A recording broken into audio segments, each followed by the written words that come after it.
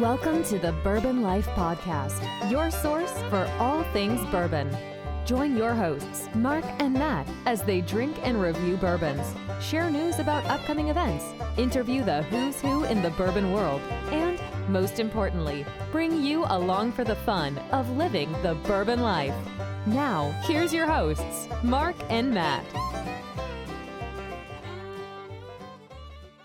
All right, everybody, welcome back for another episode of the Bourbon Life Podcast. I'm your host, Mark, and with me here tonight live in the Bourbon Life Studios, it is the Bourbon Life Crew for the first official Bourbon Life Crew episode of 2026. We're on a roll here, week number 3, killing it, crushing it. Third time's a charm. We've got Philip with us. Hey. We got Matt. What's up, Mark? What's up, Matt? Do good. You doing good? I didn't ask, but I'm glad you are. Just a preemptive doing good. Yeah. You know, you didn't have to ask. Look at that. I wanted you to know, Matt. The smile. I appreciate that, and it's good to know. Man, Chad, how are you doing? I'm doing great, Matt. How are you doing? Mark? Chad? No. Everybody? Nope. I'm good. Awesome. You're doing good, Chad? I'm You're doing here. Great. I am here. Our guest from last week's show, for anybody tuning in. I am. Yeah. After a long day, I had to ask if this sausage party was still happening. Because I had to decide the half an hour drive home or the half an hour drive to Mark's. Yeah. So I'm glad Salami Con is still on. Salami Con. next year, that's the prediction, man. That's it. Salami Con, man. That's it. Well, we do want to thank all of our sponsors. Appreciate everything you do for us. And thank you guys, of course, for tuning in and watching, listening, whatever it is you're doing. However it is you get your Bourbon Life fix. So guys, let's talk some stuff. Actually, let's talk about what we got poured up. You guys just picked some bottles here. Oh, yeah. Nobody brought anything with them. I'm shocked. You guys always. I did meant to bring bottles, but you know what, Mark? When I left work, what I didn't think about, what am I bringing to Mark's? I just thought about, am I going to Mark's? Yeah. Hopefully not. I'm glad you showed up, but we have your bottles still on the table from last week, man. Yeah, so you never opened a bottle I got you for Christmas. That's fine. I'm savoring that, Matt. Chad. Yeah. We're all doing it today. This is rough. You know. Wow. But all right, you guys pick some bottles. Matt, you got the first one down there. What do you got? Yeah, so we were just rating Mark's supply here, and we are going to be first drinking the new distillery series from Angel's Envy. This is a 375, so just a little guy. And this is the 2-grain bourbon, Kentucky straight bourbon whiskey. Let's see a little story on the side here. This is a celebration of the Kentucky bluegrass region. This unfinished release explores the influence of a unique terroir-focused mash bill featuring 90% corn from Langley Farms in Shelbyville and 10% malted barley. Mineral-rich Louisville water and hand-charred Calvin Cooperage barrels further accentuate the locality of this release. Kentucky straight bourbon whiskey at its finest, but as always with Angel's Envy, with the twist. Very cool. Oh, yeah. And very funny. Owen Martin, master distiller, well known for what he did at Stranahan's with his finishing, and comes to Angel's Envy and put out their bottled and bond. Year before last? The cask strength bottled and bond. That cask strength bottled and bond, Yeah. that was unfinished. Mm-hmm. And now this unfinished. Yeah, so kind of bucking the whole Angel's Envy motif that they have going on with finished products and Owen's reputation as a finisher. And it's like, I was going to say, even at Stranahan's, which did a whole lot of finishing. Yeah, right. I mean, that's kind of what he was known for, right? For the other finishing. So, and now here we are drinking another new release from Angel's Envy under Owen.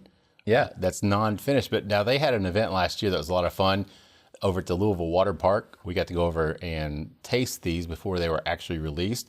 Got to tour the water park, which is really cool. I'd never done it before. Matt, you've probably ridden your bike down River Road at some point over there in Louisville and seen the big water tower and everything over there. Oh, I was thinking water park, like with a tile, like a wave pool, water slides. The big water, they had the big tower over there and Yeah. everything. Yeah, so right up there on the river. It was a lot of fun, man, and very great history of the Louisville Waterworks and what they do and how essential the water is to the bourbon process that they have there at Angel's Envy. So it was a lot of fun. So I'm glad to see that they're incorporating not just the local grains, but also giving their water source some love on that. But with that said, let's talk about the nose. Philip. It's got a very strong caramel on the front for me. So I don't know the age. I'm guessing it's probably at least 7 or 8 years old. That's a good question. I don't know if it's age stated. I don't think it is. I believe it is. I thought So I went to Owen's thing at BourbonCon, and I swear to God, he said the age on it, and I was taking notes, and I just went back and was trying to look through my notes, and I didn't write down an age. So it was BourbonCon. It was BourbonCon. That explains the first. Yeah, that explains a lot, Chad. That's okay. Well, I mean, it's Saturday at like 11 a.m., man. I mean, like it's still BourbonCon, so that still explains a lot. That's true. I saw Tyler shortly thereafter, and he was already well on his way. So, Philip, any other things in the nose that stand out for you? No, I mean it's so caramel forward for me. Yeah, Matt, what about you, man? Philip said caramel forward. To me, it's sweet. It's creamy. Yeah. It's got like a vanilla taffy kind of note, almost like a vanilla frosting. Corn, that 90% corn really makes its nose apparent. I don't get much for the barley. Maybe there's like a little earthiness that comes from the barley, like a kind of not a grassy, but just like kind of a dirt, like earthy kind of aroma. Yeah, like fresh tilled dirt or fresh tilled farm earth. But otherwise, just a good corn forward note. I like it. It's got a nice kind of a crispness comes through with that corn, kind of like the raw grain of corn with it, but a sweetness, vanilla, creamy, caramel, like Philip was saying. So caramel covered freshly tilled dirt is basically what I'm getting from all that. So just kidding. One of my favorites. Chad, what about you, man? I agree with both of them a little bit. The vanilla, a little bit. I like that a little bit. Yeah. Fuck off. The caramel, the strong caramel note, the Werther's, the sweet, chewy caramel that Philip talked about, a little bit of that vanilla buttercream that Matt talked about, because I love getting that buttercream note. It's ironic because Matt says he doesn't get the malt. I get a little bit on the nose of kind of almost like a beer, which is crazy. It's only 10% malt, but I get like there is this, for me, there's this hint of just like, I don't know, like almost like a lager, like a beer. Like there's like this honey grain note. Yeah, that's you said it. A little bit of malt, honey grain. I can see that. Some cereal notes. Like a cereal grain. But overall, great on the nose. It's not super crazy, like complex, but it's exactly what I think it should be. Yeah, and I don't have anything to add, but I'm glad you pointed that, because Matt, at first I was agreeing with you. I'm like, I was looking for something with that malted barley, 10%. I'm thinking, I got to pick up something, right? Yeah. But that sweetness was just like really so pervasive. It was, nothing else was coming through. And then, Chad, when you mentioned that, kind of like that honey grain, kind of the beer type, it's like, yeah. I think it's probably apparent because there's no rye. Yeah. And like there's a point. There's no rye in this mash bill to really bring some of those aromas that cut through some of the malted. And being so high corn, like a cereal grain, because most all cereals corn, it kind of leads or lends to that beeriness without being like a single malt where it's like, oh, it's like sour beer. Yeah. Kind of, funky, earthy. There's no funky, earthy notes on this. It's just sweet and decadent. Other than tilled dirt. Which is okay. I mean, you get what you get, right? I mean, Matt calls it out. I disagree with Matt most of the time. So, Matt, what was the proof on this one? I forgot to ask. 112. 112. Yes. Higher proof. Does not nose to 112 to me, but interesting. What do you guys think? Do you get a strong ethanol-y or high proof? No, I don't think it does at all. I don't either, man. Just that sweet, like you said. That's kind of weird. I mean, that bottle's been open for a few months, but there's still a lot left in it, so it wouldn't have oxidized anything. No, it's not. I just opened it. Oh, you did? I hadn't even opened it? No. Well, okay. You got the neck pour. Oh, man. Well, no wonder. You got the neck pour. That's why you got dirt. Of course. That's what happened, man. See? Well, guys, this weekend was BourbonCon. Chad, you and I got the pleasure to attend. Yeah, you didn't invite Matt and... Fuck Philip. I wouldn't have came anyway. Oh, man. BourbonCon's always a blast, though. You're ripping up carpet, so, I hate that. Yeah, you should have been at BourbonCon. You could have used it. Man, is there a pun intended there? Yeah, in more ways than one. So Carpet hunting KY coming soon. That's right. No doubt, man. It was a good time, man. Our fourth time there, right? Our fourth time there, yeah. I mean, it's funny because every year I go, and this is not a dig at Boxcar, not a dig at the hotels. Every year that I go, they're basically like, you're not on the list. But I don't know if I look important enough or I just assert myself that they still give me a pass anyway. It's funny. Every year, I know. The first year, I had to wait for you to show up to get my pass. Yeah. And, every year since, it's been like, oh, you're not on this list. And I look at it, and there's only like 8 people on that list. And there's like 50 fucking people here getting passes. So, I mean, this could be a crux or like a bad thing, but like, I guess if you just show up and like assert yourself, they might give you a media pass. But Give you a media pass, but right? no, I've had a blast. I mean, Yeah. we always go. You go. I leave before you every Saturday, and you always do the Saturday dinner. Yeah. But Friday, I mean, hell, there's so much to do there. We barely seen each other this year. I agree, Like yeah. all the seminars going on, the tastings, like hell, this was like the most action-packed year I feel like, because I was doing something like every half an hour. Yeah. I mean, I like the way they have it set up. The first year was kind of, everything was packed man. into that little hallway, man. Tight. And it was like so many people and just, it wasn't very well organized. But man, this year 4, I like the way they switched things around. They've got the VIP speakeasy lounge off back area, in its own little area. They got the lunch and dinner and everything off in its own area as well. They got the tasting hall, which is separate from the vendors. Which that could are- be bigger, but still. yeah, right. But- yeah, it could be. And it does get pretty warm in there once people start showing up. But they had a lot of great brands some brands I had never even really heard much of before. Same. Like some of my favorite pours this year were brands I heard of on Friday and Saturday. Yeah. I mean, they had like Coal Pick. I'd heard of Coal Pick, but didn't know anything about them. Got to meet Whitney, the guy that he's the guy that runs the show. I mean, he built everything. I mean, I think he was a mechanical engineer. Hope to get him on the show, man. Just got a great story.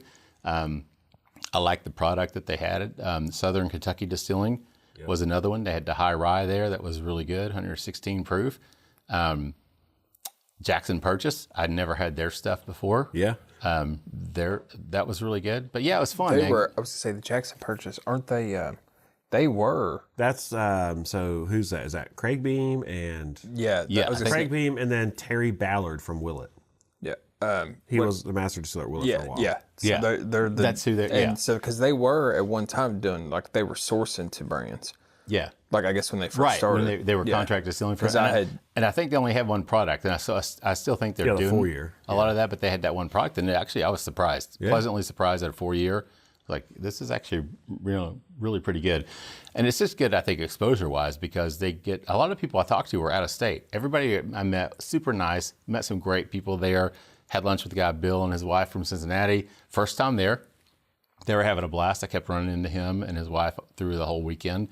They had a great time. Some ladies from Were North those the Carolina. people we sat with Friday? Yeah. I mean, I was on the phone most of the time, but yeah. yeah, that's right. You were unavoidably detained. But yeah, I mean, everything was great. Met some people from North Carolina. Yeah, I met a guy from North Dakota, and I just kind of thought that state was made up. Like, I thought this was... See, I never even see advertisements for BourbonCon. This Like, was I'm the- wondering how like all these this was people the out of first year state they find ever it. had, like this year they they did what? ABC and Fox News, Louisville, and Lexington. Yeah. Or I can't remember whatever the local affiliate is. This was the first year I think they ever marketed. Yeah. I mean, hell, it wasn't until last year, the year before, they even made an Instagram page. It was just Marriott, like the Lex Marriott Griffin Gate. Yeah, and you did like hashtag BourbonCon, right? So, but yeah, man, it's good. The dinner was the best dinner I've had out there ever. It was great. Got to sit with some great people. Met a guy from New York that was there. Came down. His wife bought him and his brother-in-law tickets just to come down for this. That's crazy because like the first year was like only people from Kentucky. Right. I mean, almost everybody I met and talked to, almost everybody was from out of state somewhere else. I mean, aside from you and Tyler and Brandon, the whiskey weather guy. Yeah. I don't know of anyone there that wasn't from Kentucky, like that. Everyone else from outside Kentucky. So Yeah. and I mean, hell, they sold out. I mean, I think they sold out. I don't know. It's packed. You'd go through phase of like, there's no one in the tasting room, but then you go to like one of the seminars, and like, holy shit, there's 200 people standing to listen to a 20-minute conversation. Oh yeah. Like, And they had some good presentations too. I mean, I really enjoyed. yeah. Dave Bob did a presentation. I got to listen to him. I saw Wes Henderson was there. I missed his seminar. I think Owen Martin, we were talking about with Angels Envy, did one as well. So yeah, I mean, it was a good time. I mean, it was worth it. The only complaint that I heard from somebody, because I like to ask people, what do you think about it? What's overall, probably 75, 80, even more than that, 90% positive. One small group was like, well, we really like the Bourbon Classic, and they pair the food with and I'm like, that's the Bourbon Classic, man. It's That's a a totally different different event. animal, I've never been to Bourbon Classic, but don't compare it to, like, I'm not going to compare this KBF. Right. Like, because KBF's totally different. It's outside. It's huge. Thousands of people, not hundreds of people. And I more prefer things like BourbonCon, where I'm not fighting the elements and I'm not fighting thousands of people, and it's more craft. Like the only big brand this year, like a mainstay distillery, was Heaven Hill. Yeah. Yeah, I mean, Four Roses wasn't there, Buffalo Trace wasn't there, no 1792, Yeah, no Jim that's right. Beam, no Makers, just Heaven Hill. So Angels was there and Kentucky Peerless, which I mean, they're not. You can call those bigger brand, but they're still in that. They're still not Heaven Hill or Jim Beam or something like that, right? Yeah, I mean, I loved the idea. I mean, hell, there were like 8 brands I'd never heard of this year that get it, like the Turby's people and like Burnt Tavern. People. That was fun. I mean, there's a ton of people. Like Peter Ehart, this was their second year there, and I still think not enough people know about them, and they produce a great product. And it's fun because you can actually talk to these people. Yeah. You can have conversations and you can hear their stories versus my big thing with like KBF and that is like, it's for media, you're fighting 100 people for 5 minutes. Yeah. And you only have a 20-minute window. Right. So I agree. Unless you're the first, you're never winning. Yeah. So it was a good time, man. I had a really good time. And I told Crystal and Kylie from North Carolina, I'd give them a shout out on the show because they let me hang out with them and their husbands. So that means Mark had no friends that afternoon. I did not have any friends. Well, you were gone, and I never saw Tyler. He's too busy taking pictures of whatever, or video or whatever he's doing. So, but no, it was fun. Screw that Tyler guy. I had a good time. Really happy to get to go. And looks like they're going to make some changes for next year as well. I talked to Angela and Steven, part of the management group there that own it. Put the show on, and yeah, they got some serious ideas coming up for this year. I'm pumped. January 15, 16, 2027. Oh, that's right. Yeah. They announced it today. That's right. I saw that on Instagram. Good call on that. But yeah, I mean, lots of fun festival. Bourbon Classics coming up next month. I don't have tickets for that, unfortunately, this year. I've never had tickets for that. Yeah. Philip, have you ever had tickets for it? Matt? Negative. All right. Well, all right. So I've never sought out tickets for it, but no, I've never. But now you're followed by one of the UK coaches follows you on Instagram. I'm sure you could probably just reach out and say, "Hey, damn son, look at this guy! Like, do you know who I am?" And they'd be like, "Well, maybe Philip." Well, he's not. Yeah, He's not entertained by my content because I haven't posted anything in like a year. So that's coming up. New Orleans Bourbon Festival in March as well.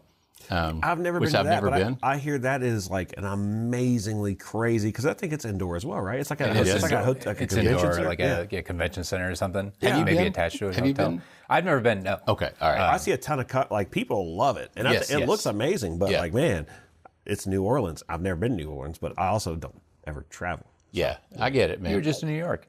I mean, I don't travel for work. Let me say that. I travel for me. Yeah, I've never been to the New Orleans Bourbon Festival. Maybe one of these days I'll make it. Maybe this year Mark gets there. all tickets. That's Saying Stacey. Forget Stacey. Yeah, speaking of which, Stacey's SalamiCon is on, baby. That's right. Stacey's not here. SalamiCon in New Orleans. Taking this meat on the road. On the road. Yeah. We'll all get in the RV and drive down there, Oh, man. hell yeah, man. Oh, man. stay at a little campground by the river. Yeah. And we got Bourbon Festival, of course, coming up in September as well. So still got some festivals coming up, which will be a lot of fun to check them out if you get the chance to do that. But definitely check out BourbonCon. I had a great time. Appreciate them for What were some of the seminars? It ranges. I mean, so like Owen did like a tasting on Angel's Envy, like traditional, non-traditional finishing and stuff, talking about like their bottled and bond, the 2-grain, and then he did like, here's our Angel's Envy cask strength for this year, and then he dropped like a funky, Jamaican rum finished rye. Dave Bob does what Dave Bob does, which it's I think his thing is really just supposed to be talking about Town Branch, but then he just goes in like this crazy philosophical, historical lesson about Pierce lines and all the stuff they do. I went to 5 of them, and I can't tell you a single one that I remember. Well, he was talking about the life of the barrel, how they use them. They fill them with bourbon. Oh yeah. And then they put the ale, their beer in there for the bourbon barrel. To the ale, to and the then malt. they put their malt in it. Yep. And then they'll ship it over to do Irish whiskey at Pierce, or what was it called? Pierce Lines, yeah. Pierce Lines Distilling in Ireland. Yeah. So he was talking about the life cycle. But yes, he does digress and goes off, and we got to sample some stuff. He had a single malt there as well that we got to. A 9-year-old. So Steve Coombs was there. Nice. I missed it, unfortunately, but he did a food pairing with, I can't remember who he was with, but I did get to talk to Steve, our country ham buddy, So yeah, man, it was good. I think, people seem to be really receptive to the different things that they were doing, and I'd never heard a single complaint about any of the seminars, any of the classes, anything that was going on. Yeah, like they Nobody didn't do ever- seminars the first 2 years, right? It wasn't until the third year. Well, last year I think was when seminars started, right? I think they had them the year because we did a show with. Oh yeah. Was it Connor. Wally? Was Wally. it Connor the first year? No, it was Wally. It was yeah, Wally. It was Wally was the first year, and then we Connor did last Connor. year. Wally Dant was the first year, so they were doing the classes. But this year they were like packed. Yeah. Like More than 4 people. yeah. Well, I think we were competing against Freddie Johnson. I think at the You got- same time for ours last year, yeah, you guys were, because I think Connor called out that he can't compete with Freddie. last year. Yeah, that was kind of rough on us for sure. So, but yeah, it was a good time. So, all right, guys, we're almost at the end of the round. Let's jump back over to this Angels Envy. Matt, what do you pick up on the palate on this one? man? Give me a sec here. All right, Chad, anybody? We've been talking. I'll Phil? dive in. I just took a sip. Same thing as the nose, kind of resonates through. This nice like cream corn, buttered popcorn, caramel corn note. Just a lot of corn coming through. Still get some of that like lageriness, like beer wise, like honey, a little bit of malt, not a ton of malt, just a little bit. Like what Philip called out on the nose earlier, just a ton of caramel that comes through for me on the palate. A little bit of like black tea. Not a ton of earthiness, but I think it's more in the sweet realm, decadent realm. Yeah. Just super enjoyable. I mean, it's 90% corn, hard not to love. Yeah, I Should be agree. right up that guy's alley. Is it right up your alley? Yeah, no, I love it. Yeah. But I think I get a lot of like peanutty, Okay. earthy notes to it. But now I'm not swallowing it, so I don't know what to finish. But yeah, it's definitely one I would buy. Yeah. Very good. Matt, what about you, man? It's a little bit of heat right up front, like right on the front of the palate, right on the Yeah. lips. There's kind of like a tingling mentholish type heat that kind of hits real fast. Then I get a lot of cereal notes, a lot of corn comes through. Like there was this old cereal, I don't know if they still make it, called Corn Pops. Yeah. Oh, yeah. Yeah. Yeah. Kind of like a sweetened corn pop. Yeah, Yeah. corn Yeah. pop cereal. And then there's like kind of cornflake after that, a little bit of a malty roasted note near the end, like a little chocolatey toffee or sort of like a just a roasted sweet note, almost someone might even say like a molasses or graham cracker kind of toward the finish. Yeah. But it's good. Yeah. I don't have much else to add, but I did get that kind of to me, it was almost like the aftermath of a Tootsie Roll, that little chocolate hint that comes through. Talking about the roastiness. So for some reason, it seems like that just stands out in my mind when I drink something like this. I don't know, but yeah, the sweetness obviously, but the proof shows up on this, I think, too. At least for me on the palate, the 112, it definitely, 112, right? 112. Yeah, so that jumped out to me as well. But overall, enjoyable. So what do you think? Would you guys, Philip, we already know you'd buy it. Yeah. I'm not sure what the pricing is on this, to be honest, because this was a present for attending their tasting when they first released it. So I'm not sure. And it's a $375. I don't know, Matt, what do you think?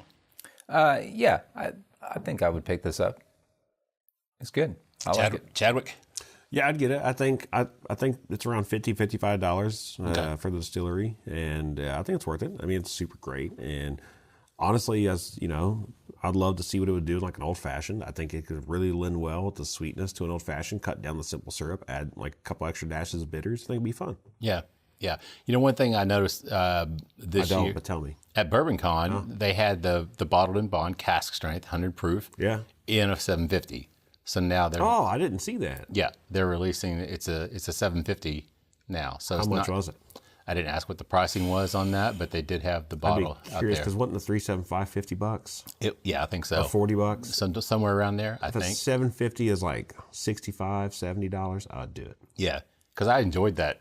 I mean, Owen just blew my mind when we were down there, and he was saying, "Yeah, it's cask strength, 100 proof." I'm like, That's what I was getting to ask that because okay, what's the difference between cask strength and barrel strength?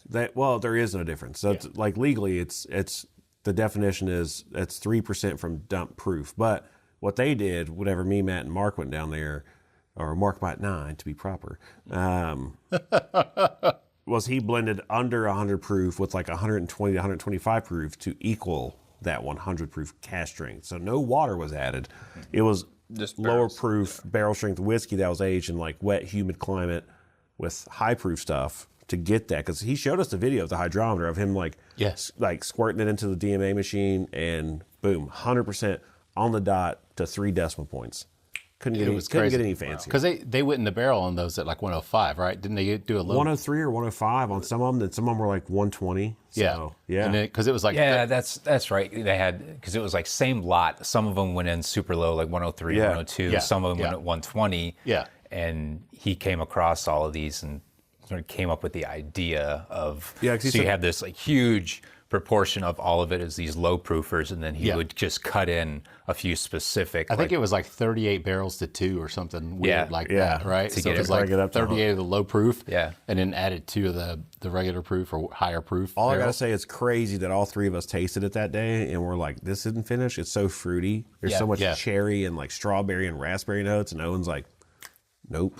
There's no port wine. Dust off his collar. Yeah, we'll get him back on the show too, man. I missed him this weekend, unfortunately, but I'd like to get him back. I tried to get him signed my Alani energy drink, but he wouldn't do it, asshole. Well, guys, let's take a quick break, get a word from our sponsors. We'll come back with more with the Bourbon Life Crew in just a minute. So here's the thing about District 7 Social Hall. It's not just a bar, and it's definitely not just a game spot. It's one of those places you go with friends and end up staying way longer than planned. It's located in Lexington's Distillery District, just steps from the Bourbon Trail, and it's built for fun. They've got duck pin bowling, games, and a self-serve beer wall, so you can pour exactly what you want when you want it. The bar program is legit. There's a fantastic bourbon selection, great cocktails, and plenty for people who just want to hang out and sip something good. And parking? Free parking, which honestly matters more than people admit. But here's where it gets really cool. Hidden inside District 7 is Book Club, a secret wine room you'd never expect. It's quieter, moodier, and feels like a speakeasy for people who actually love wine and bourbon. Inside Book Club, they've got hard-to-find bourbons tucked away, along with a curated wine list, making it one of those if you know spots. So whether someone's coming off the Bourbon Trail, meeting friends for a night out, or just looking for a place that doesn't feel like cookie cutter, District 7 hits that sweet spot. Fun, social, a little unexpected, and easy to get to. Be seen, be social. District 7. All right, everybody, welcome back for round 2 of the Bourbon Life Podcast. I'm your host, Mark, and with me here tonight live in the Bourbon Life Studios around the flights of the rectangular table, it is my good friends. Got one, Chad. Hey, what is up, Marcus? Living the dream here, living the Zen. That's right. The gas station Ozempic dream, man. Absolutely. Matt's here as well. Matt, how are you doing? Good, Mark. We're on a roll. 3, right? 3 in a row. 3 Count in a 'em, row. 3. Yeah, man. Pretty sure we have a guest already lined up for next week as well, man. So we're gonna. I gotta do this again. Yeah, buddy. Sorry, Matt. Yeah, get back on the saddle, man. That's right. Yeah. That's what it seems like, eh? Yeah. Philip's here too. What's up, Philip? Yeah, Philip's doing dry January. We didn't even realize that. Yeah, what the hell? Matt knew. Matt's not doing dry January. First time in They 5. knew too. They act like they didn't read it. I didn't know. Just because you say it doesn't mean I have to Just because acknowledge it's in our group. There's so much shit in our group text. Philip, I mean, come on, man. You're not wrong about that. Yeah, there's some days I checked out Saturday. and Y'all it's were like- going back and forth about BourbonCon. I was just like, I don't even know what It's the hell like they're talking 70 about. notifications, and I look and 69 of them are from you guys. I'm like, fuck this. Yeah, I mean, honestly. Mark read. Yeah. Some Yeah. days it's like, okay, I sort of saw it and I sort of just ignored it. Unless it's going to, giving Stacey a hard time because she's not here tonight.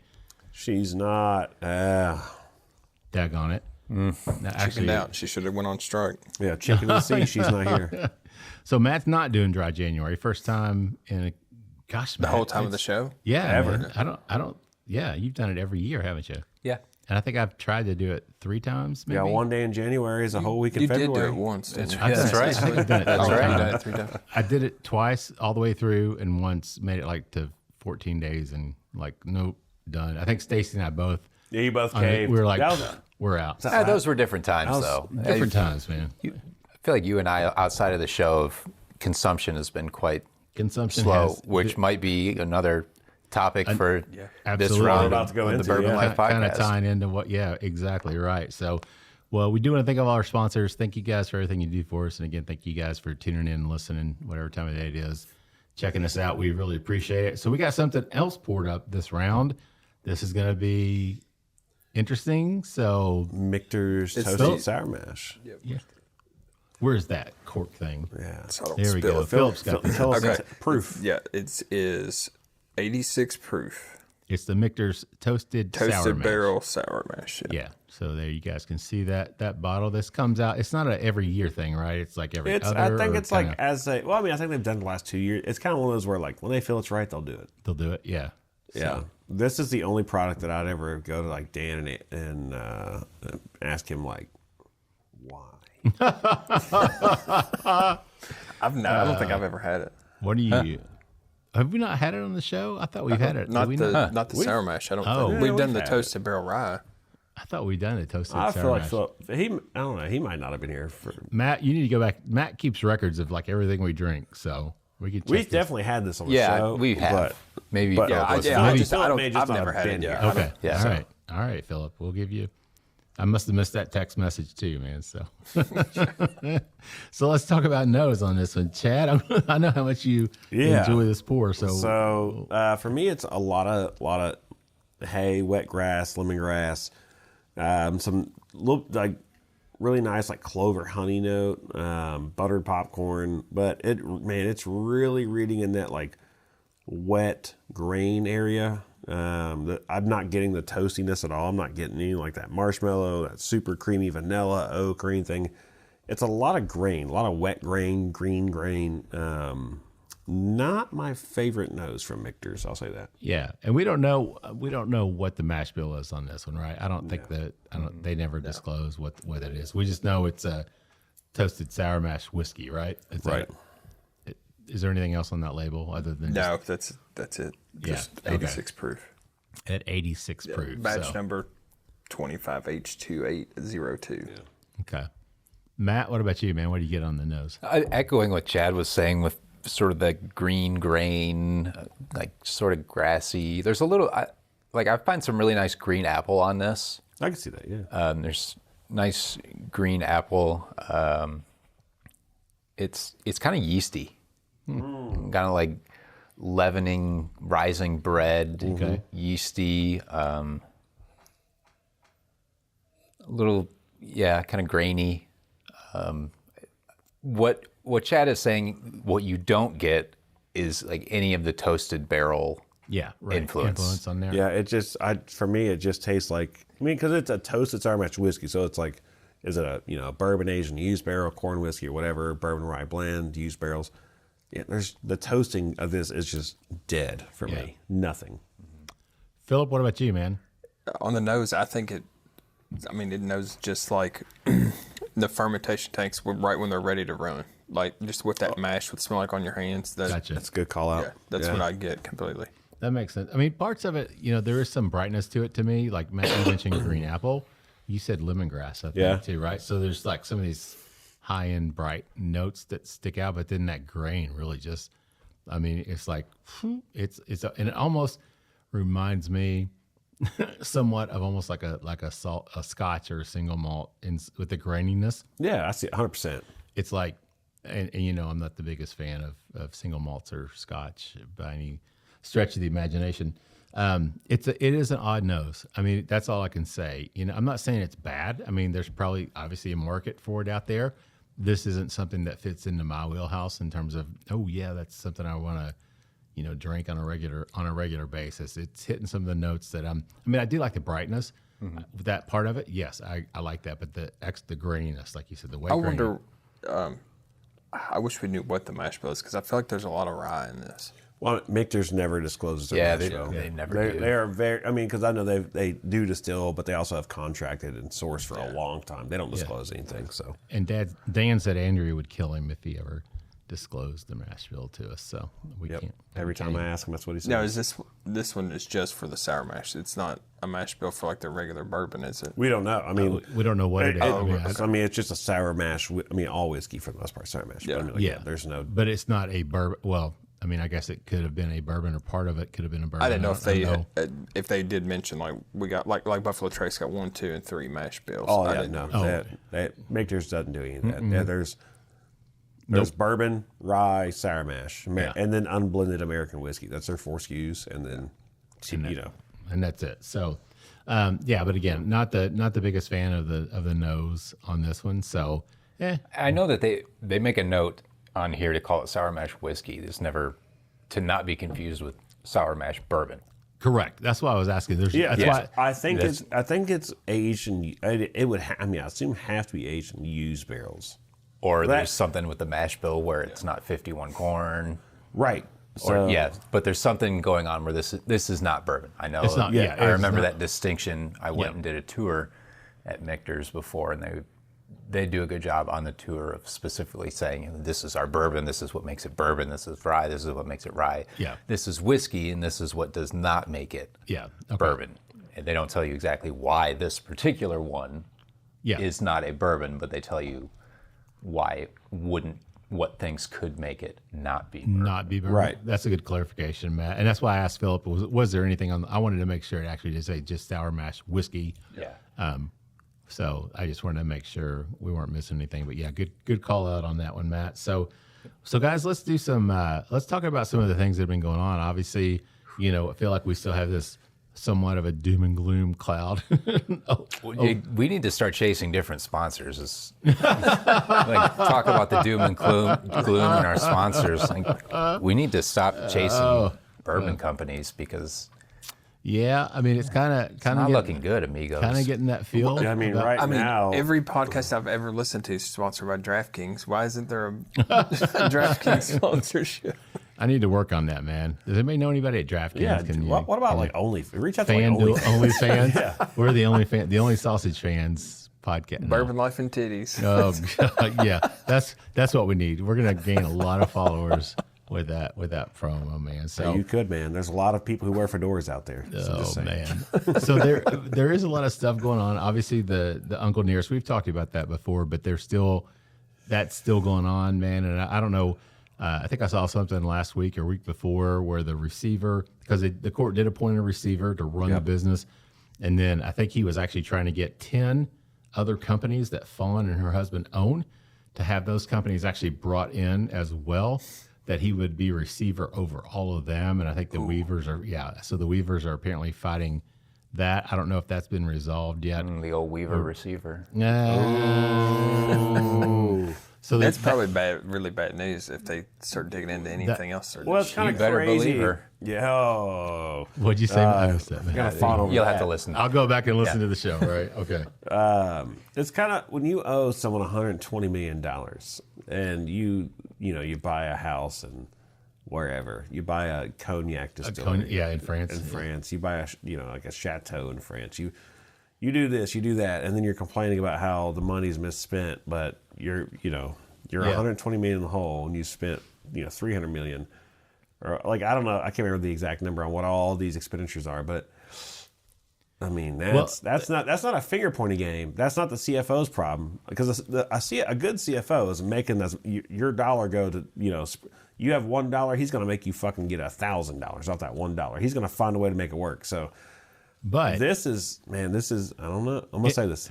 Go ahead and say it. This is just poor planning, hoping for market execution, hoping to target a certain demographic, and it didn't pan out for them, and they got called in their bluff, and therefore they are now being scrutinized for it, and they're just trying to play this card of like, we're the underdog and we're this, and it's like, no, rich people have to pay penalties too, and you are now getting caught in your bullshit. Yeah, I think they did file a lawsuit against their CFO, like a 200-page lawsuit. So they have alleged that he mismanaged, that he overextended, that he overstated barrel quantities. But why would a CFO do? Like, the CFO is not acting as an acting member of a board or an owner of a company.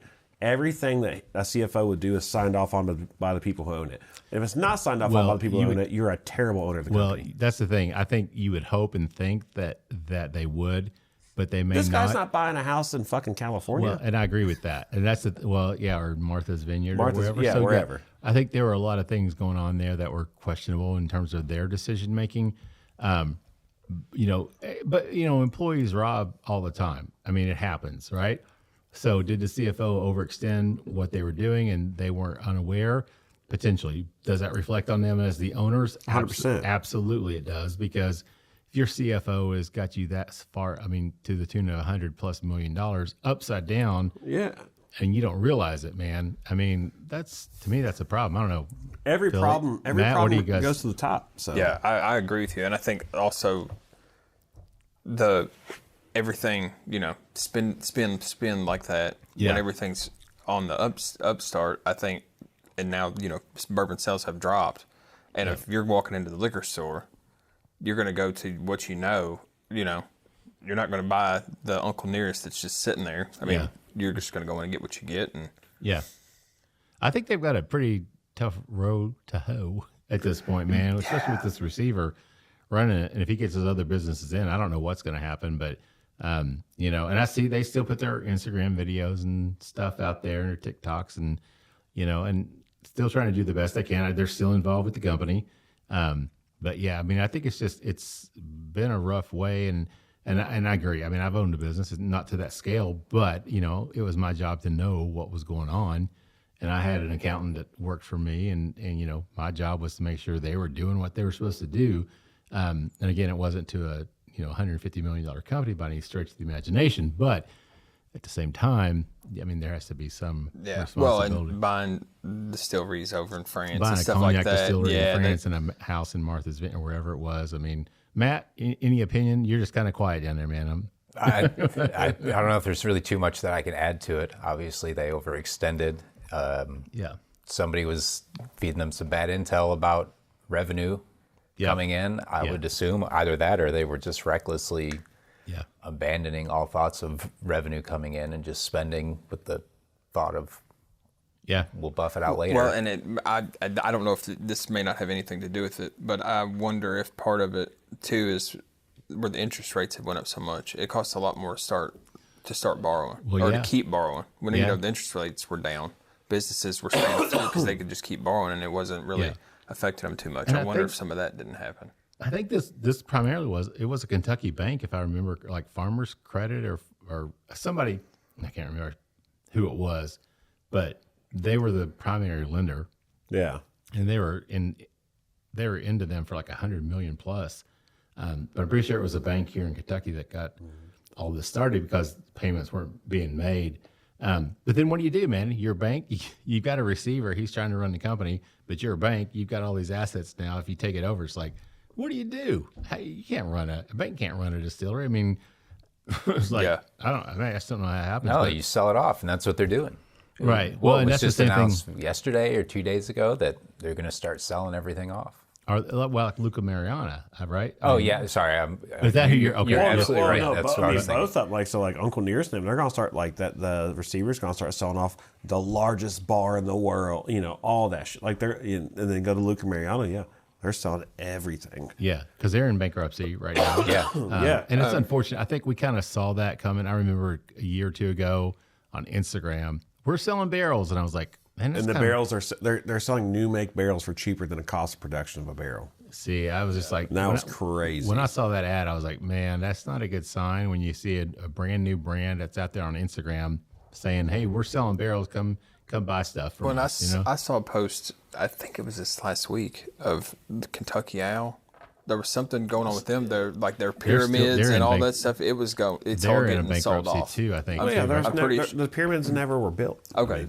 Yeah, that's what they had the picture of on the thing. Yeah, dude, that was that whole big Kentucky Owl Park down in Bardstown. It's beautiful, man. The renditions were awesome. Yeah, it's great. It's great to pay a graphic designer. Yeah, but that's just kind of, it's a big mess. So I don't know. I mean, is that telling for the bourbon market as a whole, or were these just a couple of brands that got in too deep?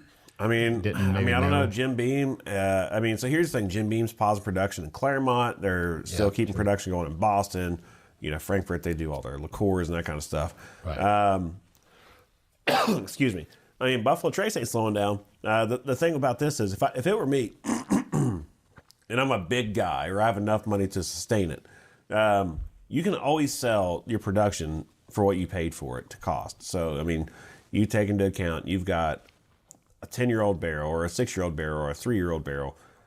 All these distilleries can sell that stuff for cost later and break even. They're not losing money. They can break even, or they can make money. They're never losing money. These guys the big guys are always so big. Now, small guys is different. Like we talk about Luca Mariano, they're selling literal new fill barrels one day old cheaper than it cost them to make it. That's just crazy. That's bad business. That's literally begging, like that's hard up for cash. We're seeing sales are down, retail, sales are up, cocktail, restaurants, Gen Z is not buying. There's, GLP-1, there's marijuana, there's, RTDs are like, the biggest resurgence. Gas station Ozempic. Yeah. You got Mark with the ZYNs.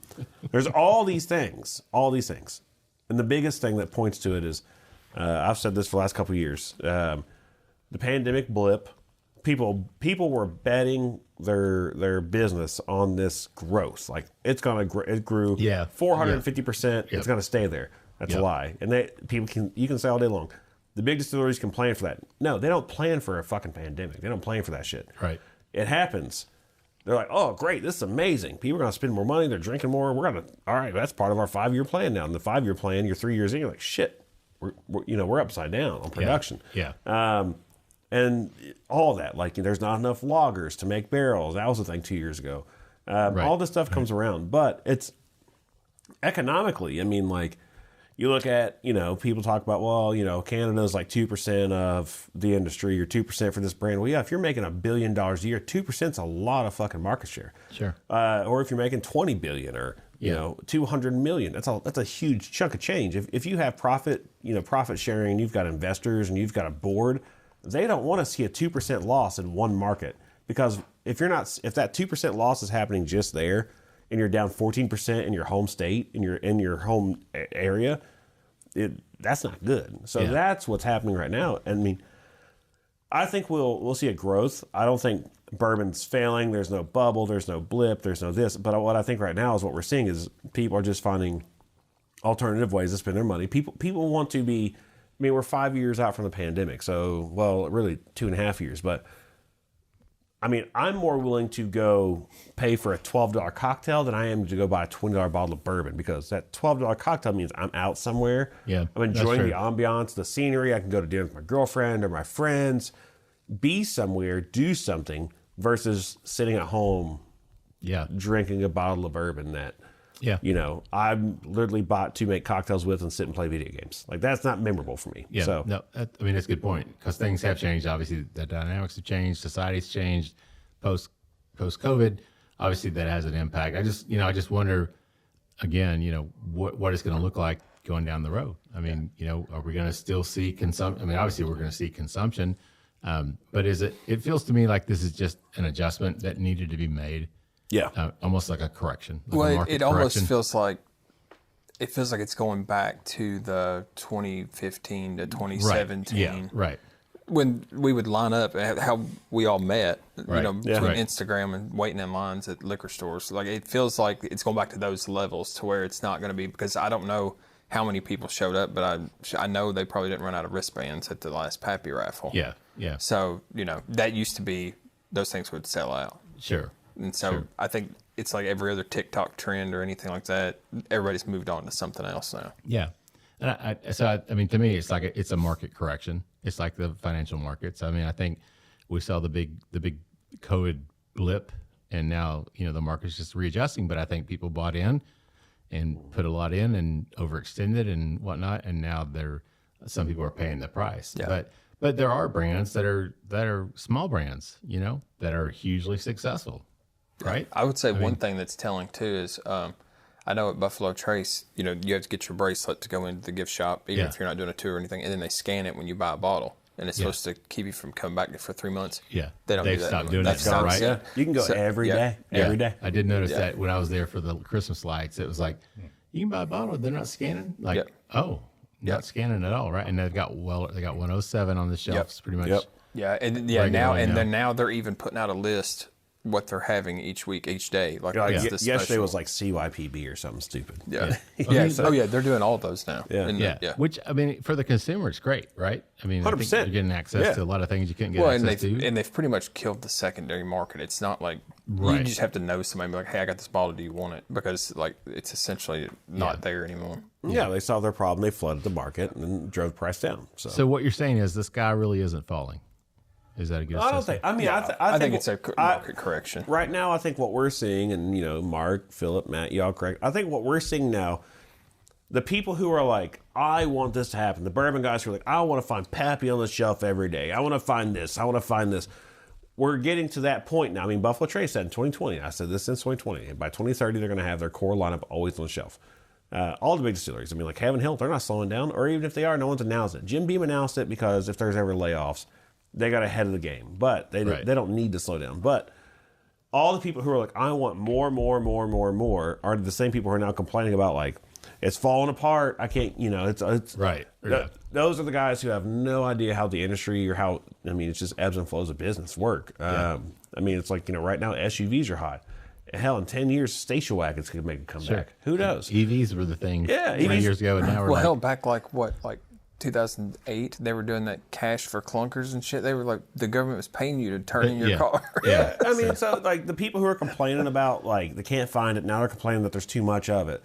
You can't please everybody. You never make everyone happy. And, I mean, it's a correction. Like that's what I think the market is correcting itself. It's sales. At the end of the day, here's how I look at it. It's brown fucking water, and it's a luxury. This is no one has to buy it. Yep. We're not required to buy any of this. So if you're complaining about it and you're upset that there's more or less of it, it's still luxury. Yeah. Matt, any thoughts on that? I bought a station wagon last week. Oh, you did? Did you really? What? Yeah. No way, man. Yeah. Buick Regal station? No, Volkswagen. The diesel. A diesel, yeah. Nice. Passat. Golf sport wagon. Oh, hell yeah. 2015, the last year before Dieselgate hit, and they stopped producing them in the U.S. Yeah, then they only ran till 2018. Then they cut the Passat and the Jetta and the Golf wagon completely. Yeah. Damn, I'm jealous, homie. Nice, Matt. Congratulations. I did not know that. Yeah, searched long, hard, far, and wide, and found one. Matt's nickname in high school. Across the street from me. Seriously. Yeah, shit. Walked over to the guy's house and bought it. That's awesome, man. Congratulations. Why didn't you drive it tonight? I know, I'm afraid to drive it. It's so nice. Oh, shit. Still driving it doesn't have heated seats, and it's cold as balls out here. Yeah, so right. that old Jetta has heated seats. Yeah. But your Golf, the station wagon doesn't have them, but your old Jetta does? Yeah. Isn't your Jetta like a 2011? His pimp wagon, man. My sedan? Yeah. 2003. It's old. That's an 03. Man, Yeah. they didn't change that body frame that one forever. is jacked up like 2 feet off the ground. Yeah. Like It's got like a 6-inch lift on it. go off-roading in Also- that sucker, also like man. that, but- Absolutely. All right, guys, let's jump back to the whiskey. That's how bad shape the bourbon is. We're We're talking more cars. excited to talk about. Yeah. Listen, Matt's new car. I'll talk station wagons all day, homie. That's awesome, though, Matt. Congratulations. But jumping back to the whiskey, who's had a taste?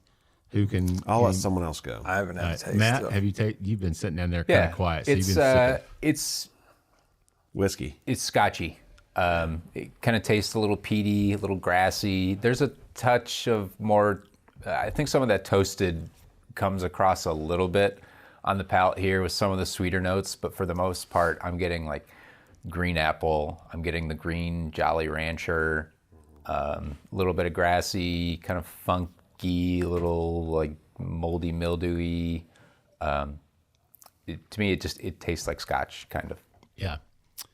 Philip, what do you think? I don't know. I think it's. Yeah. I don't love it. That's for sure. I don't know. It's like a weird bourbon rye mix in the toast. I don't know. It doesn't. Something's not sitting right. Yeah. Chad, what about you, man? It tastes like a bad experience. Like they took this barrel and this barrel, and they're like, let's see what it tastes like. I think I say a bad experience, not a bad experiment. I agree with both of those.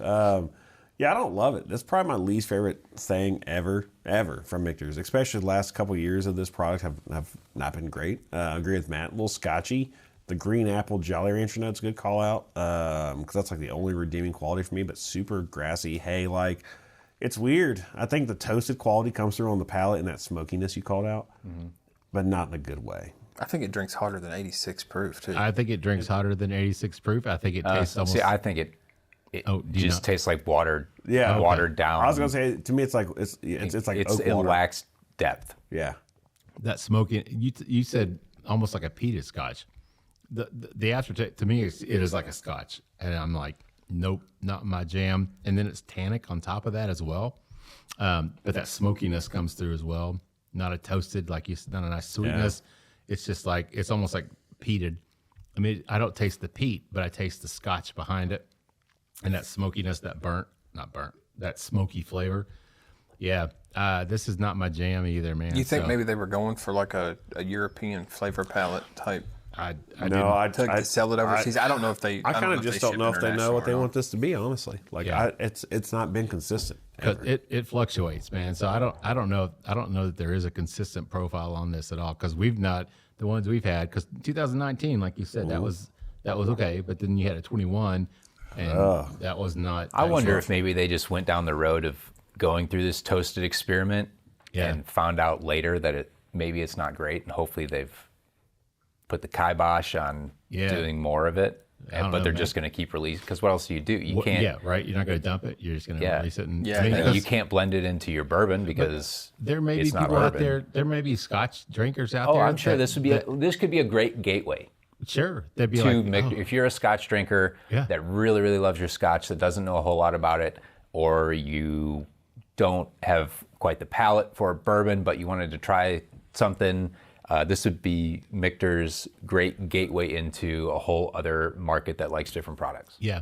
And so maybe that's the target. I don't know, but it's for me, it's just not there. I'm not a fan, but again, everybody's palate's different. So obviously the four of us agree on this one, though. So, but yeah. All right, guys, let's take a quick break, get a word from our sponsor. We'll come back with more with the Bourbon Life Crew in just a minute. Welcome to the kitchen table at James B. Beam Distilling Company, where every visit is a celebration of tradition and flavor. Did you know that the kitchen table is nestled right within the heart of the distillery? That's right. You can experience the essence of James B. Beam's legacy while savoring their delectable dishes. Join them every Wednesday through Sunday from 11 a.m. to 5 p.m. for a culinary journey like no other. Planning a special event? Let the kitchen table be your host, creating unforgettable memories for you and your guests. For more information and reservations, visit beamdistilling.com. The kitchen table at James B. Beam Distilling Company. Come as a friend, leave as family. All right, everybody, welcome back for the third and sadly, or maybe happily for you, round of the Bourbon Life Podcast. I'm your host, Mark, and with me here tonight, live in the Bourbon Life Studios, it's my grotesque friends. No, I'm just kidding. It's my good friends, Matt. Hey, Mark, you doing all right? I'm living the dream, man. That's good. Look at it again. After a long day, Matt, there's nothing I enjoy more than hanging out and having a few pours. So, are you enjoying it tonight? Absolutely, man. Absolutely. Thank you for asking, Matt. I appreciate that. It was very kind. Everything Matt said was so fucking sarcastic. No, I was being serious. There was a look of seriousness on his face, man. But not in his heart. I took that. No, I felt it from his heart. I did. So, Philip is with us. Yep, I'm here. You're still having here. a good time. Absolutely. And Chad. I too am here. Yes. Welcome back. Glad you made it back. Yeah, Chad's on the commentary side of things, not on the guest side of things. That's right. Tonight. We've That's got right. feels good to be back in my spot. Yeah, No, back but in his you're usual back spot. Yeah. I don't have Taco Tuesday over here to bug me, so I'm doing great. Great. Now we do miss Stacey. I mean, come on. No, we don't. We really don't. So we do. I miss her humor. do. I mean, she likes to get those jabs in. So she's pretty She's good. the funniest person she knows. We should have FaceTimed her during the show and just been like, "Hey, we're on the show. Talk something." I mean, you still can. No, I don't want to do that now. Yeah, I remember the days when we called in Big Chief, Oh my God. having Big Tex on the line with that little bit of delay. That was rough. Big Chief, tell us where you tasted. Buddy, I'm down here drinking some Weller Antique right now. Look at my flagpole here, boy. Texas. What are you drinking? I love weeded bourbons. You know that. Yeah. You got to try editing that, Matt. Editing, with that type of delay. Anyway, thank you to all of our sponsors. We appreciate you guys that are still there.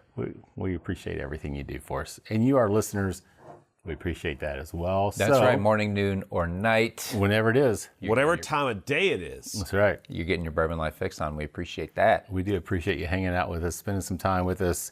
We're having a good time here tonight. We've got one final pour that the guys have picked out.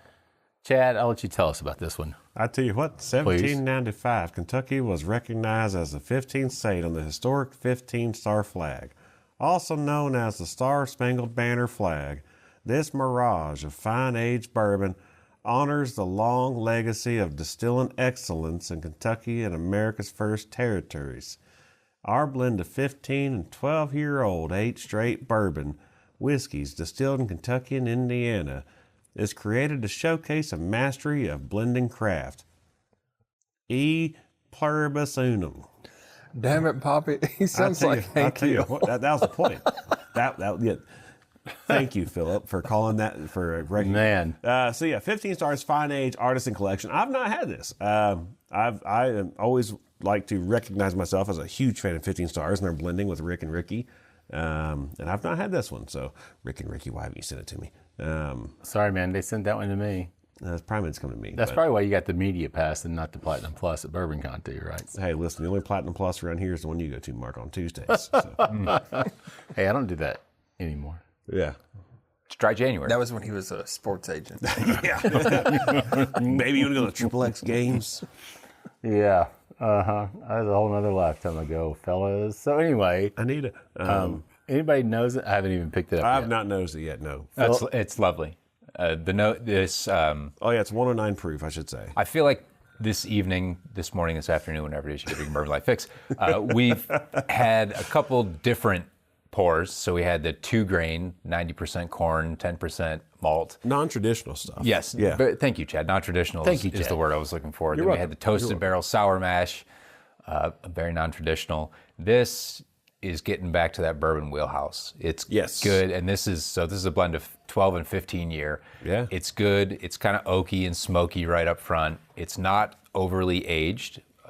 So a lot of times an overly aged whiskey to me is like really heavy on the cherry, really like a lot of oak influence, just really rich, dark, thick notes.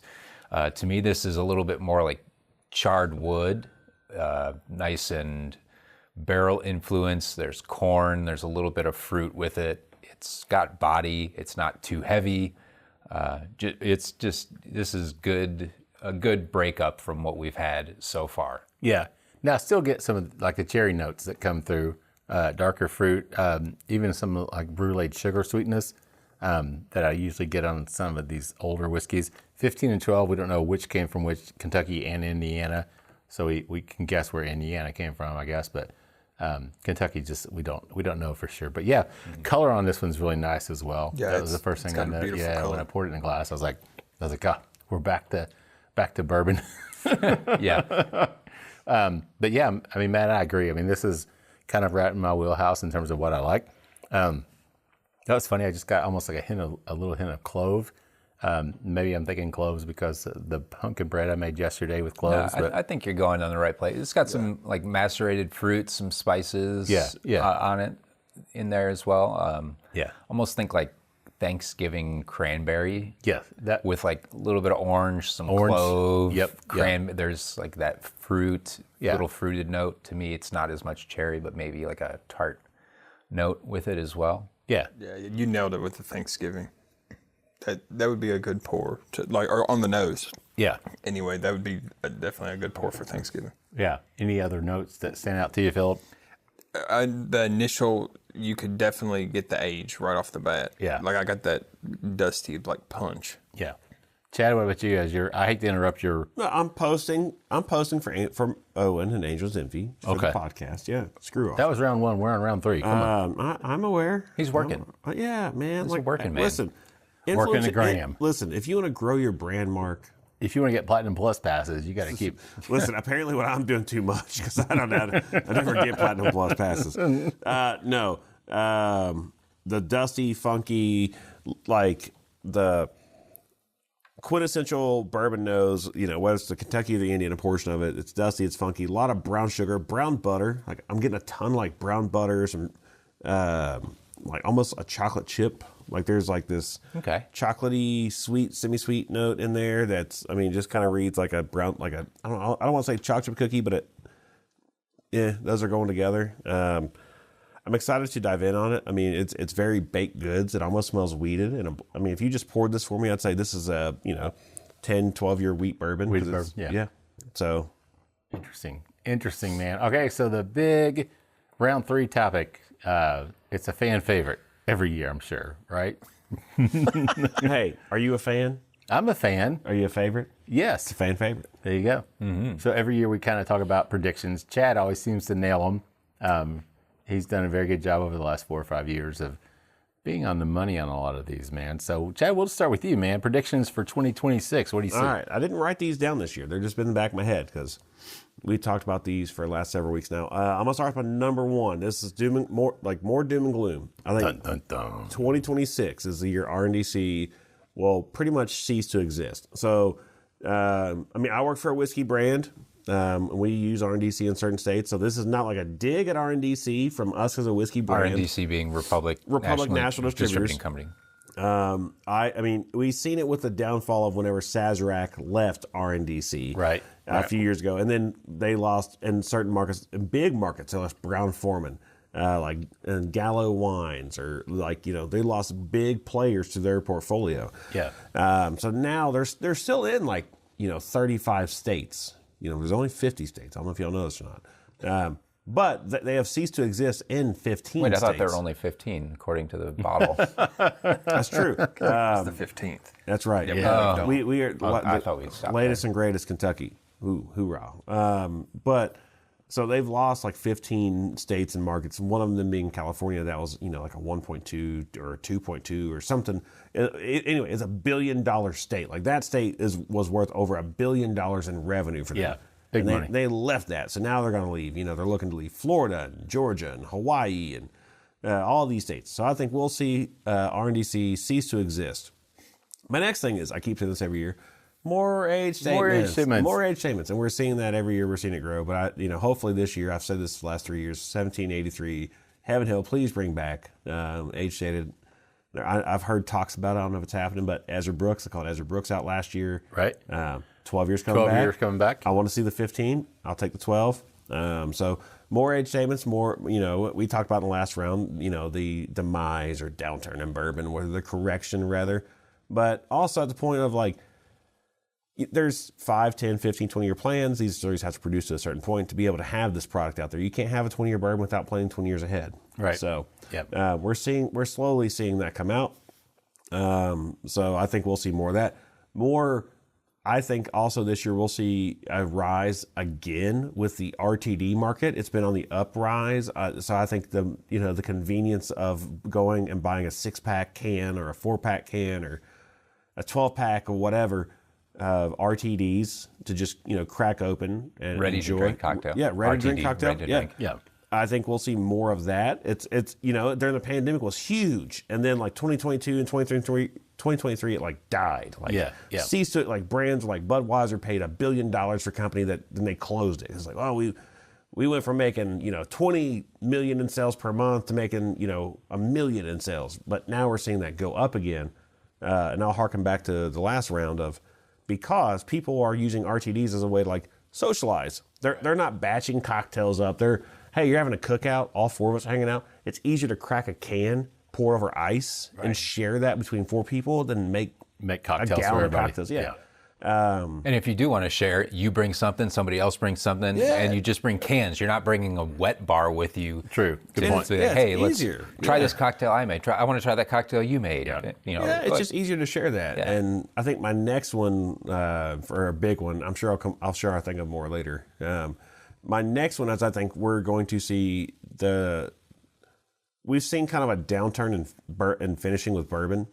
This year, I think this year will be the year for rye whiskey, but I think we're going to see an uptick with certain finishes. I think we're in the realm of people who don't necessarily want to drink, but people who are new to drinking love finishes because it brings them into, I can try maple or port or Oloroso or rum or whatever finishes. I think the people who are going to come back, later half of the year to drinking or start drinking will come into finishes, and that'll kind of blow up the finishing market. And that happens every 3 to 5 years, and I feel like we're on that surge of that's about to start again, come back. So good predictions, man. Solid. So are you at Rare Character poised to pounce on that? We are not doing any finishes right now. Okay. Yeah, no. I'll say that right now because for a wealth, this. You can't just throw shit into a barrel for 2 weeks and call and hope it works out. You got to do it for months. We were finishing maple and honey and rum and port. All the finishes, white port and sauternes. We were just doing 2 months, 6 months, 8 months. We're doing 12, 14, 18 months.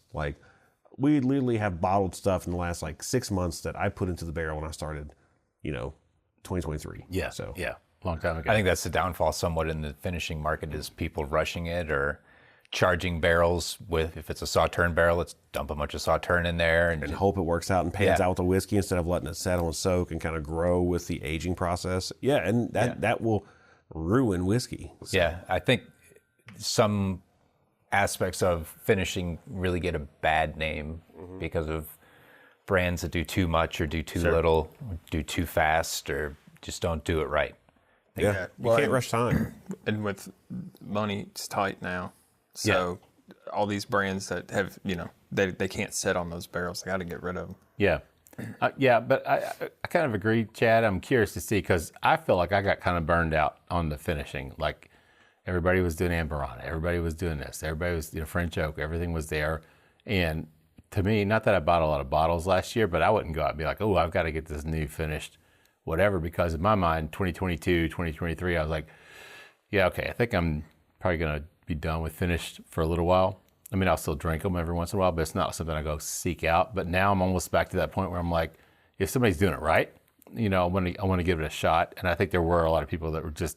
Well, you know what turned my mind on that? Like what changed is like, I've had great luck here lately.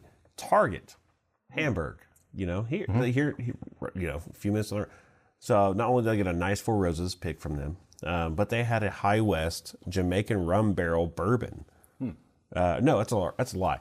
Double rye, Jamaican rum double rye, and it was like 96.9 proof, cask strength, 22-month finish. Jamaican rum. Jamaican rum's usually known for being like, it's kind of like the the mezcal or the peated Scotch version of rum. You sometimes you get iodine in the smoke and Band-Aids, but if it's done right, you get these weird, funky, like super heavy molassy maple notes, but also these, like stewed fruits and citrus. Yeah. And I got that bottle, $50, by the way. So it's it's a 5-year rye, aged for 22 months, so a 7-year rye. Because High West doesn't add the age of their finishing on there like they should.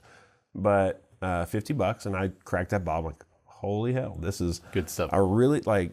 I kind of forgot how good rum finishes were. I kind of got burned out on all this stuff, and it's not bad. It's not overdone. It's done to the point of where the finish is there, but the whiskey is cutting through. Yeah, which is good, which is what you want, right? You still want to be able to taste the whiskey. But I'm a big fan of Starlight. They do their finishing. They do a great job on finishing.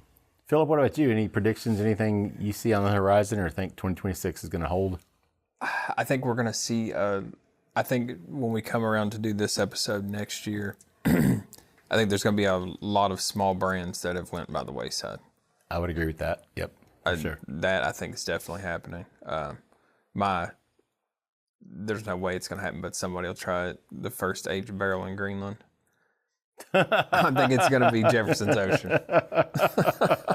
They've already got the boat to go up there. They got the boat. Yeah. They just sent it over there, man. I think it's going to be the first brand to release a Greenland age. Could be. Matt, what about you, man? Predictions on your end? I think echoing what Philip was saying, there's going to be more brands that disappear from the market. I think that what we're seeing now is going to continue in the trend that the larger brands are going to survive. They're going to do just fine. Yep. I think the smaller brands that aren't distilling or that are distilling on a very, very micro level are going to do okay. Companies or brands that don't have a ton of money tied up in distilling assets or in their building and facilities are going to weather it okay. It's these middle sizes. It's the Luca Marianos, the other distilling producers. The people who are building distilleries. Yeah. Yes. That went all in. Yeah. That are at that medium size where they don't have a brand large enough to pay for all of their capacity. Right. They can't fill contracts to pay for all of their capacity. Right. So what do? Do you just distill a bunch and hope people are going to buy it? Do you not run your still and let it sit? Or do you try to sell? Yeah. And that's the thing. Who's going to buy, right? I mean, somebody was just bought recently. Like in the last week, it was a middle-sized distillery. I don't know. I don't know. But speaking of, I feel like, okay, so remember Garrett County? Yes. Well, that's House prediction. I feel like, so that facility is now like dormant. It's done. Yeah, right. If Heaven Hill or Sazerac or even well, I mean, Beam's closing down the distillery for the year, like not running. Or Campari. If Campari, Sazerac, or Heaven Hill don't buy Garrett County as a production site, I mean, because Sazerac already has Glenmore in Owensboro. They've got Barton in Bardstown. They've got Buffalo Trace in Frankfurt. They've got the old Seagram facility in Louisville. I mean, like, if that's a built distillery. Right. It's done. Like it's like 20, turnkey, right? Yeah. I mean, like, buy it, go in and distill. just start and just ramp up. Yeah. Someone's going to buy that this year. Also, you said Starlight.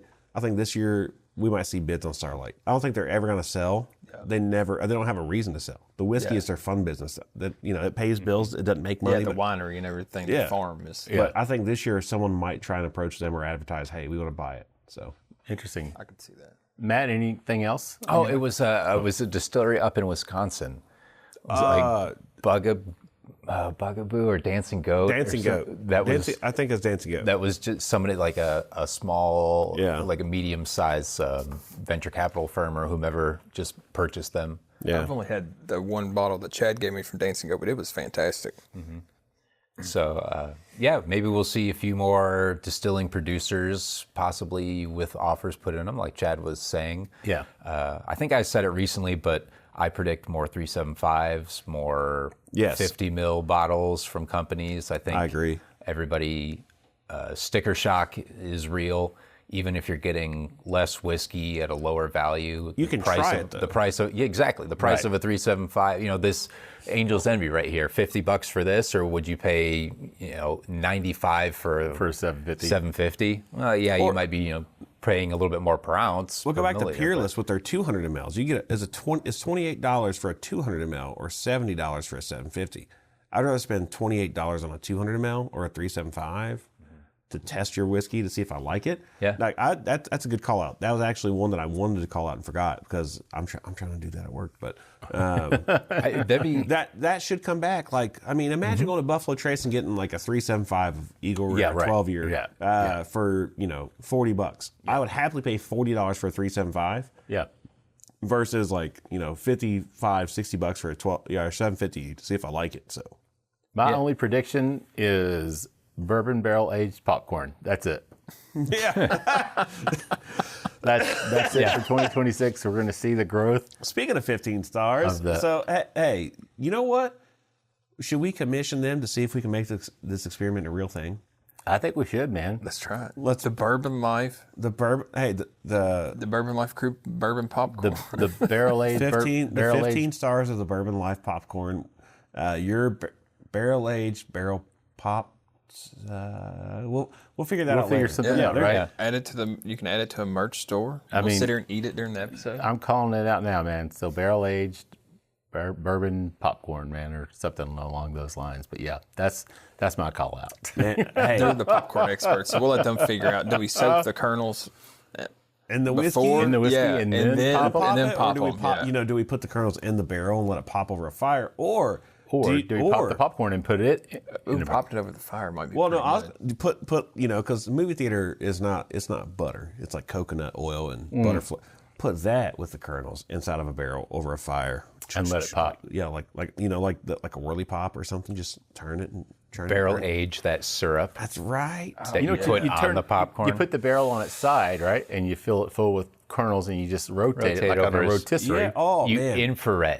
Infrared popcorn. so that you don't burn up your You barrel. don't burn the barrel. You don't burn It's the not popcorn. just kettle corn. It's barrel aged kettle corn where the sugar's in the barrel over the heat, and it's rotating. So tossing. Since we're on the subject, I'll give you the tip. So he's passed give away him now. the tip. But Give him the my- Just the tip. I just want the tip. My Phil. buddy Tony, he had the bourbon coffee shop in Frankfurt. So what he did was he took the barrel and attached it to a concrete mixer. That's how he got all of his beans fully coated in the. So you have to mix it in like a concrete mixer, and it soaks up the bourbon. I'm telling you, man, the bourbon barrel popcorn is the next 2026 craze. I call it. Here, call it first. Based on our discussion Hey, earlier. if we can get 15, if we can get Rick and Ricky to sponsor this, I mean, with their kernels and their corn, Yeah. I'll provide the barrels. All right, we got it. I got an infinite supply of empty barrels. We're going to do it. Let's Guys, do it. let's jump back to the whiskey. Great predictions. We'll see which ones come. Chad's Y'all all need to get coming this true. organized. You all can bring the barrels to my house for a Derby day, and we'll just start cooking it right there in the backyard. Do some fucking closet apple pie moonshine too while we're there. There we go. That'll work. Let's jump back to the whiskey, guys. Palate. Chad, what do you think? Fantastic. It's not to talk down to the two things we tried. Like I love the Angel's Envy. I think Owen's doing a great job with that. I think it's great. The Michters, but it's nice to go into a good, well-aged bourbon. Yeah. 12 to 15-year-old Kentucky Indiana bourbon. Lots of caramel, lots of brown butter, butterscotch, toffee, a little bit of like dried tobacco leaf, leather, super good vanilla. I mean, it's great. It's a 109 proof. I don't know if that's cast strength or just what they proved it down to. I know they kind of play with proofing while they're blending. It says we set the proof where the flavor's best. Yeah, so they call it flavor proof. They will proof it down to where they find it's right, and they'll blend based on they'll proof all the barrels down and blend them together. But I love it. I think it's fantastic. Nice. Philip, what about you, man? I think they knocked it out of the park. Yeah, it's very good. Matt, anything? It's good. It's not too thick. Sometimes with a 12, 15-year-old, especially if one of these sources in Kentucky would have like lended itself to a really high peanutty note or something, like could have gone too far one direction with the flavor. I think it's well balanced. It's not too thick on the palate. It's warm, spicy, but it's not overly powering. I think it lets you actually taste the whiskey more than just tasting the heat on it.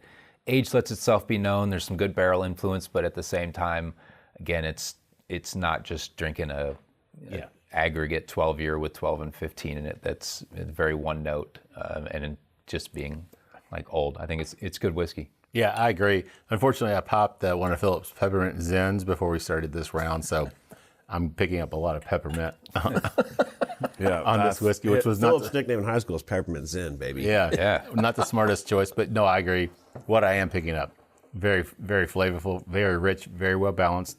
Nothing like stands out, overwhelming. Just a really nice blend of some really good aged bourbon.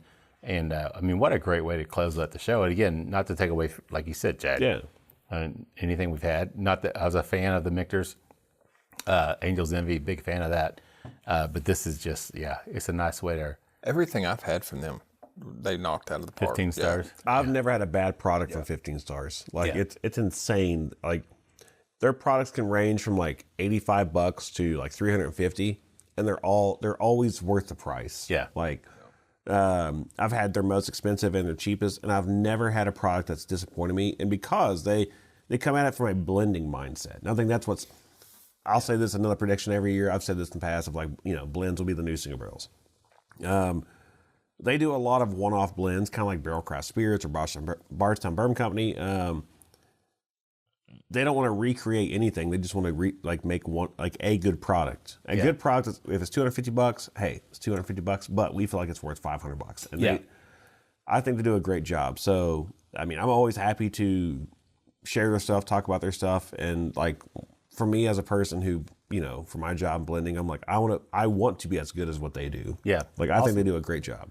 That's high praise. All right, guys, end of the round here. Any final thoughts, Philip? No, it's good to be back. Yeah, man. Keep the train rolling. February, we got to get a date. We'll get a date set for that for sure. We'll be back on again. Chad, any final thoughts, man? Screw Coke Can Stacey. Happy to be here with old Philly D, Matt, and the boys. So, Matt, what about you, man? Good to have everybody back. Stacey, we're missing you. Hope you make it to the next one. Nope. Anyway, guys, it's been fun. I appreciate it. Ruthless. Long day today, of course. I don't need Taco Tuesday. This was well needed. I appreciate you guys being here and hanging out and sharing some bourbon fun and just a good conversation, man. Good predictions. Yeah. Good conversation all around. So thanks, guys, for being here and brightening my day. Hopefully we've brightened your day too, listening to the show. If not, sorry. Tune in next week. I hope you didn't come with high expectations to begin with. Gabby, listen next week. Better luck next week. Yeah, we'll have a new guest, and hopefully you'll enjoy that one maybe better than this one. But we do want to thank all of our sponsors for everything they do for us. Thank you guys for all your help. Thank you to our fans, like Matt says, our listeners, whatever time of day it is, morning, noon, or night, whenever it is, you get your Bourbon Life fix. We appreciate you guys tuning in and checking it out. Don't forget our good friend Mike, who we've alluded to earlier. He's doing the Whiskey Trip podcast, comes out every Tuesday under our umbrella. You can check him out on Instagram and Facebook too as the Whiskey Trip. I'm sure he'd appreciate a follow there. You can find us on Instagram and Facebook as well as the Bourbon Life and our private Facebook group, the Bourbon Lifers. We'd love to have you jump in there and join us for some fun conversations. Feel free to reach out, email us at thebourbonlife bourbonlife@gmail.com. Promise I'll get back to you at some point on that. With that said, I'm going to wrap it up sitting home with our tagline, which is, may your glasses always be full. May you keep on living the bourbon life. Cheers, everyone. Thank you for joining us for this week's episode of the Bourbon Life Podcast. Our mission at the Bourbon Life is simple: to share our passion for all things bourbon with you every week. And we'd really love to hear your thoughts on how we're doing. You can find us on Instagram and Facebook at The Bourbon Life. You can also contact us by email at thebourbonlife@gmail.com. And you can always find us on your favorite podcast platform. If you have a moment, we'd love it if you would rate us and give us a review. So until next week, we hope your glass is always full and that you keep on living the bourbon life.